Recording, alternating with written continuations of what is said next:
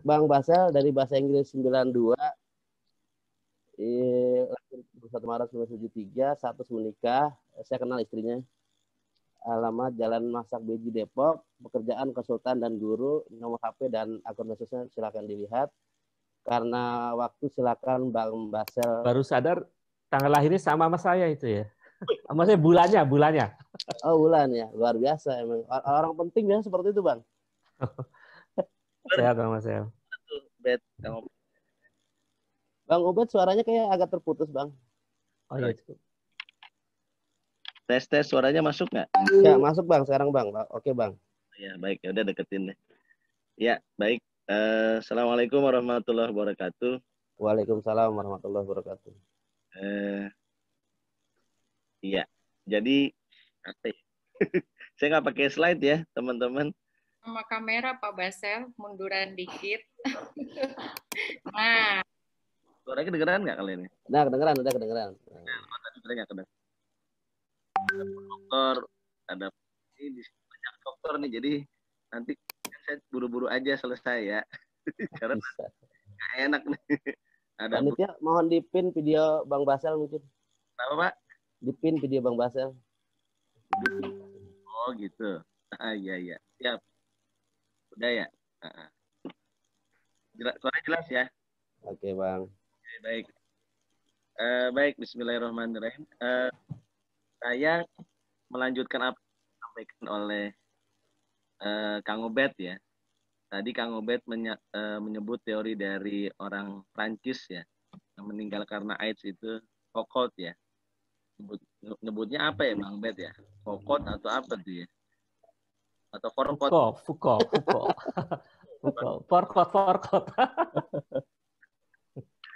Ya, tadi kan orang ini banyak teorinya tentang teori kekuasaan, juga teori tentang seks, juga teori tentang kegilaan gitu ya.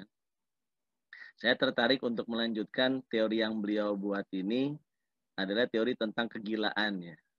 Beliau pernah meneliti tentang teori tentang gila kan Kang Ubed ya? Iya betul. Baik, saya masuk dari situ ya. Jadi bagaimana efek pandemi corona terhadap pendidikan itu paling tidak saya melihatnya atau merasakannya mencakup pada 4 bidang. Ada adalah untuk mencakup pada orang tua, siswa, sekolah maupun guru. Di sini juga ada tadi Kang Agus Timor, pelaksana langsung di lapangan ya. Juga tadi ada Kang Devrizal yang biasa mengisi kelas karakter, tadi juga saya lihat fotonya ada. Itu mungkin juga merasakan bahwa pandemi ini paling tidak mencakup atau berdampak pada 4 bidang tadi. Guru, sekolah, siswa, dan orang tua. Saya melihatnya dari perspektif yang sangat kecil, yaitu dari sisi kegilaan aja. Tingkat kegilaan masyarakat ketika menghadapi kondisi ini dalam bidang pendidikan. Secara umum, akibat dari pandemi ini, kalau dilihat dari teori kegilaan, teori gila gitu ya, siswa berubah sikapnya. Ada sudah banyak keluhan bahwa sikap-sikapnya sudah berbeda dari yang sebelumnya. Susah dibilangin, gitu. Kemudian juga perilaku biologisnya berubah, jam biologisnya misalnya biasa habis sholat subuh mandi, tapi ini biasanya tidur gitu ya, karena ya nggak ada yang perlu dipersiapkan. Jadi ada perubahan sikap, dan sikapnya untuk banyak hal, laporan dari banyak orang tua, sharing dari banyak orang, anak-anak kita yang misalnya dari mulai tingkat TK, SD, bahkan juga mungkin SMP, SMA, itu ada indikasi kegilaan. Yang ini bisa berbahaya secara kejiwaan. misalnya lebih dekat dengan gadget itu lebih dari 4 jam. Hasil penelitian kan menyarankan tidak lebih dari 4 jam berapa menit. Gitu. Tapi ini dari sisi levelisasi kegilaan itu sangat menarik untuk dianalisa lebih lanjut. Apakah metode daring ini masih mau dilanjutkan atau harus ada segera upaya di cut off misalnya. Seperti beberapa sekolah mencoba mengadakan cut off tapi dilanjutkan lagi dengan daring. Jadi modelnya mungkin hibrida solusinya sementara. Ada daring, ada juga luring gitu ya, offline maupun online. Kemudian dampaknya pada orang tua lebih gila lagi. Orang tua harus menghadapi kondisi ekonomi yang rumit. Satu sisi itu yang mereka hadapi, sisi lain mereka juga harus menjadi guru yang lebih berat kerjaannya dibandingkan guru yang ada di sekolah. Mereka harus menyiapkan anak, menemani anak, bahkan ngajarin anak. Dan harus luar biasa kerjasamanya dengan pasangannya.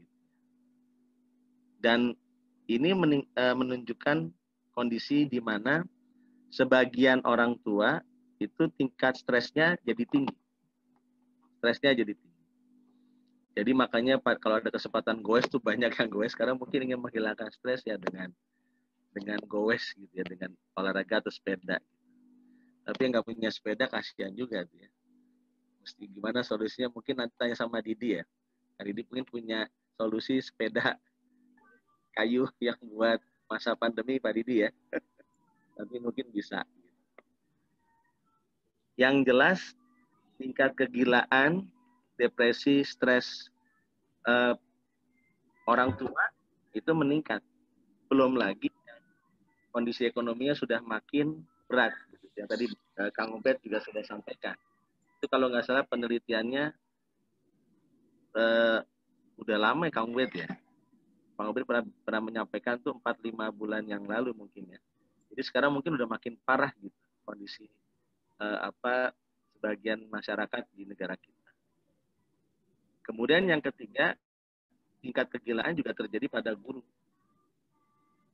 Mungkin kelihatannya guru biasa-biasa saja. Tapi beberapa guru yang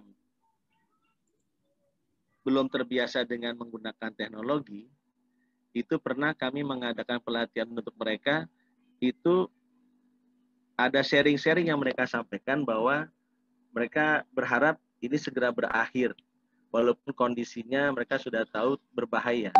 Segera berakhir maksudnya apa? Kalau bisa ada kegiatan luring gitu, atau tatap muka atau offline walaupun terbatas. Karena buat sebagian guru yang tidak melek teknologi, apakah itu guru apakah guru bidang studi IPA atau IPS, apapun mereka mengalami kesulitan dalam mengajar. Pada saat kami misalnya mengadakan pelatihan WA misalnya, bagaimana mengajar menggunakan WhatsApp, itu ketika kita kasih fitur-fitur yang sederhana, itu luar biasa tanggapannya. Mereka mengatakan bahwa ternyata menggunakan WA bisa lebih menarik dan simpel dibandingkan pakai Zoom gitu misalnya. Ya. Dan mereka juga sudah 9 bulan, 10 bulan ini baru tahu fungsi WA itu bisa lebih optimalkan misalnya. Tetapi ketika kita tanya lebih lanjut apakah mereka tertarik untuk memperdalam dengan menggunakan teknik WA, mereka bilang sudah rumit, sudah pusing. Jadi tingkat stres mereka itu juga sudah semakin tinggi. Belum lagi stres yang ditambah dengan gaji yang dipotong. Karena terutama sekolah swasta ya. Karena banyak sekolah swasta yang harus memenuhi harapan orang tua yang minta ada keringanan pembiayaan. Jadi gaji mereka pun dipotong. Mungkin buat sebagian guru-guru muda, mengajar daring itu merupakan tantangan dan menarik. Ada beberapa sekolah saya pernah berkunjung, berketemu dengan kepala sekolahnya, mereka malah memfasilitasi guru-guru untuk bekerja sampai Sabtu untuk membuat video, film, dan seterusnya. Mungkin untuk sekolah-sekolah yang bayarannya SPP-nya di atas 1 juta, nggak ada masalah.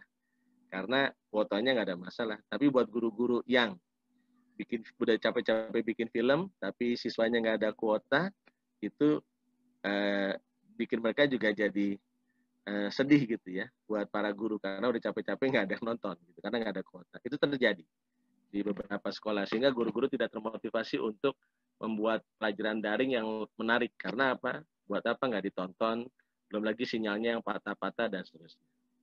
Dan ini cukup meningkatkan stres buat para guru.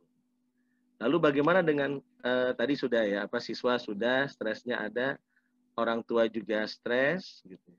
Guru juga stres, dan terakhir sekolah.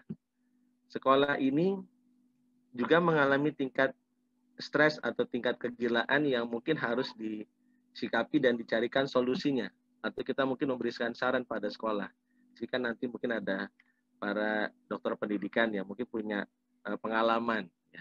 Karena ada beberapa sekolah yang berat sekali untuk melanjutkan operasionalnya ke depan. Janganlah bicara tentang bagaimana penerimaan siswa baru sekarang. Bagaimana bertahan untuk sampai dengan akhir tahun ajaran 2020-2021 saja sulit buat sebagian sekolah. Walaupun memang PSB penerimaan siswa baru tetap mereka jalankan, tapi dengan kondisi yang agak susah. Saya jarang mendengar sekolah swasta itu sampai nolak murid di zaman sekarang. Kalau dulu sebelum pandemi banyak ya. Bulan November sudah tutup. Gitu. Tapi sekarang mungkin sudah ada yang tutup, tapi sepertinya masih banyak yang belum. Gitu. Masih banyak yang belum, karena memang kondisi ekonomi yang rumit. Jadi kalau dilihat dari sisi pendidikan, dalam bidang pendidikan, saya mencoba mendekatinya dengan pendekatan yang tadi Kang Ubed sampaikan, seorang tokoh dari Perancis tadi, yang mengeluarkan banyak teori tentang sosiologi, dan saya mengambil teori dari sisi kegilaannya. Tingkat kegilaan masyarakat itu semakin tinggi. Jadi, apalagi ditambah dengan isu-isu politik yang membuat orang semakin marah ya, situasi politik tentang ARS dan seterusnya lah ya, ekonomi dan seterusnya, itu bercampur aduk dengan kondisi masyarakat, sehingga kalau misalnya ini tidak dicarikan solusinya, ke depan akan makin rumit kondisi masyarakat kita. Terutama misalnya kalau dilihat dari sisi bidang pendidikan. Dan memang betul akan ada teori-teori baru. Ya. Teori-teori barunya mungkin salah satunya yang diharapkan muncul adalah bagaimana mencegah kegilaan atau tingkat stres dari sekolah, orang tua, siswa, dan guru, empat bidang ya, supaya tidak berlanjut ataupun bisa menurun dan bahkan kembali normal. Karena kalau kita lihat sekali lagi video-video viral tentang kondisi orang tua ngajar di sekolah, bagaimana kondisi ngajar di rumah, sekolah dan seterusnya, itu memang kelihatannya sebagai lelucon, tapi sebenarnya itu adalah ada sebagian yang menjadi sebuah fenomena. Nah, saya lebih cukupkan sampai di situ mungkin. Jadi intinya efek dari pandemik mungkin kalau dari sisi teori kegilaan itu salah satunya adalah bisa menimbulkan tingkat dampak stres yang tinggi kepada orang tua, siswa, guru, dan sekolah. Memang ada manfaatnya, tapi biarlah mungkin nanti forum yang lebih mewarnainya dengan apa manfaat dari sisi manfaat yang bisa kita dapatkan ketika ada pandemi ini gitu. Jelas pasti ada. Tapi biarlah itu nanti silakan kalau ada yang mau menambahkan atau memperkaya. Kalau saya hanya melihat dari sisi tingkat kegilaan. Karena tadi kita terinspirasi dengan teorinya Pak Ubed, saya ingat buku yang menulis kegilaan tentang narapidana yang ditulis oleh orang Prancis tadi yang Forcott ya namanya. Assalamualaikum warahmatullahi wabarakatuh. Waalaikumsalam warahmatullahi wabarakatuh.